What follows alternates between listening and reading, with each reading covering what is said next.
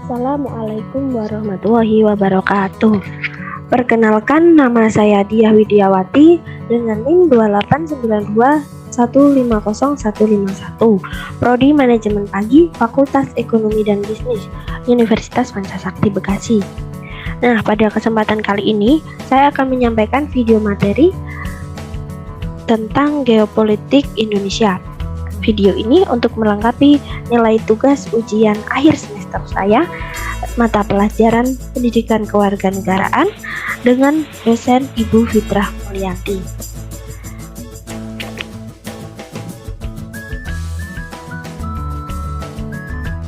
Nah, topik pembahasan yang akan kita bahas yaitu yang pertama ada pengertian geopolitik, yang kedua ada teori geopolitik, dan yang ketiga ada wawasan Nusantara. Yang pertama ada pengertian geopolitik. Geopolitik atau geopolitis berasal dari kata geo dan politik. Geo berarti bumi dan politik berasal dari bahasa Yunani yaitu politeia.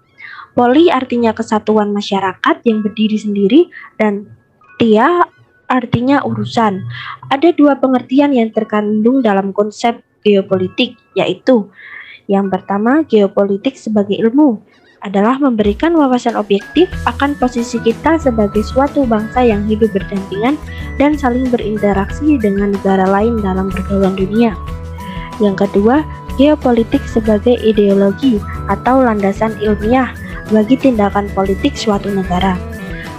Hendak menjadikan wawasan tersebut sebagai cara pandang kolektif untuk melangsungkan, memelihara, dan mempertahankan semangat kebangsaan. Yang kedua ada teori geopolitik. Yang pertama ada teori geopolitik menurut Friedrich Ratzel. Pandangan Ratzel tentang geopolitik menimbulkan dua aliran kekuatan, yaitu satu, berfokus pada kekuatan di darat, kontinental, dan berfokus pada kekuatan di laut atau maritim. Yang kedua ada teori geopolitik menurut Rudolf Kagan. Pokok-pokok teori Kagan dengan tegas menyatakan bahwa negara adalah suatu organisme hidup. Pokok teori tersebut terinspirasi oleh pendapat Ratzel yang menyatakan bahwa negara adalah suatu organisme yang tunduk pada ideologi. Yang ketiga ada teori geopolitik menurut Karl Haushofer. Teori Haushofer berkembang di Jerman dan mempengaruhi Adolf Hitler. Teori ini pun dikembangkan di Jepang dalam ajaran Hakoichi yang dilandasi oleh semangat materialisme dan fasisme. Yang keempat ada teori geopolitik Sir Albert Mackinder. Teorinya menyatakan bahwa siapa dapat menguasai daerah jantung, yaitu Eurasia atau Eropa dan Asia, akan dapat menguasai pulau dunia, yakni Eropa, Asia, dan Afrika. Barang siapa dapat menguasai pulau dunia, akhirnya dapat menguasai dunia. Yang kelima ada teori geopolitik Sir Walter Raleigh dan Albert Thayer Mahan. Teorinya mengatakan barang siapa menguasai lautan akan menguasai perdagangan. Menguasai perdagangan berarti menguasai kekayaan dunia, sehingga pada akhirnya akan menguasai dunia. Kemudian yang keenam ada teori geopolitik William Michel, Albert Savarsky, Julio Douhet, dan John Frederick Charles Buller dengan pemikiran bahwa di udara memiliki daya tangkis yang dapat diandalkan untuk menangkis ancaman dan melumpuhkan kekuatan lawan. Nah, yang ketujuh ada teori geopolitik Nicholas J. Spiegelman.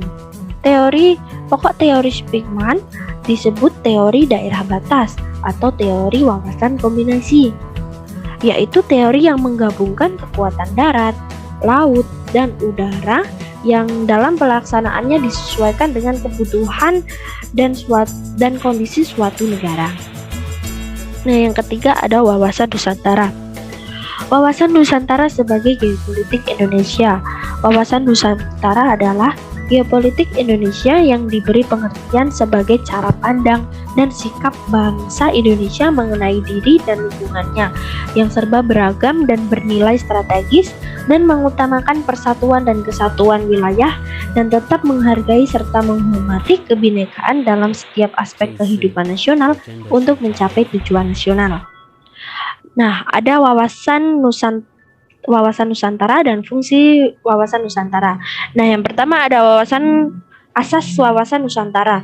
Asas wawasan Nusantara merupakan ketentuan dasar yang harus dipatuhi, ditaati, dipelihara, dan diciptakan agar terwujud demi taat terhadap kesepakatan.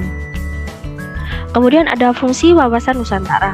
Wawasan Nusantara berfungsi sebagai dorongan, motivasi, serta rambu-rambu dalam menentukan segala kebijaksanaan. Nah, ada juga tujuan wawasan Nusantara. Wawasan Nusantara bertujuan mewujudkan nasionalisme yang tinggi di segala aspek kehidupan rakyat Indonesia yang lebih mengutamakan kepentingan nasional. Kemudian ada unsur-unsur dasar wawasan Nusantara, yaitu ada wadah, isi, tata laku. Kemudian ada arah dan sasaran wawasan Nusantara, yaitu ada arah pandang ke dalam dan arah pandang ke luar.